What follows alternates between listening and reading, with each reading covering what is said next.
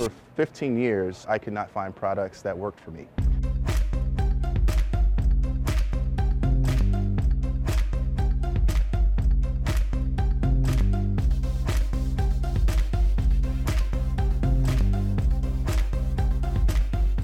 I have a son who's almost 2 years old now.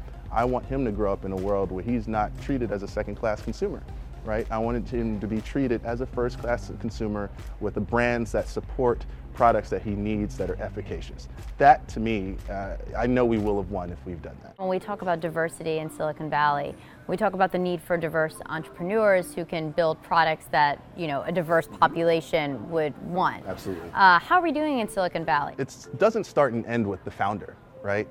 It kind of filters down the entire organization. So at our organization, we're majority minority, majority woman. Most of my senior leadership, women of color. I am very proud of that, and I see that as a fundamental competitive advantage, right? We want the diversity of our employee base to reflect the diversity of our consumer base.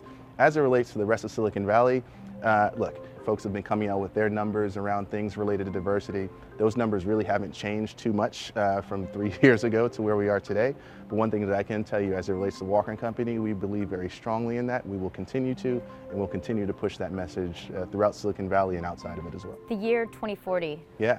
Was always important to you, if Still I is. recall. Why? Yes, so that's when the majority-minority kind of swap happens in this country, or folks of color will be the majority of this country. The reason I fundamentally feel like it's important is because we have this demographic group that is the most culturally influential demographic group on earth, right? What does it mean as a consumer group to start to become the producers, right? And when I talk about America's competitiveness and the need to embrace that spirit, that's the only way that America continues to succeed. We need to embrace our diversity. We need to embrace our innovation. And fortunately, I'm in Silicon Valley and be able to catalyze really that message. I think it's one of the most important opportunities of my lifetime, whether that be for profit or not for profit.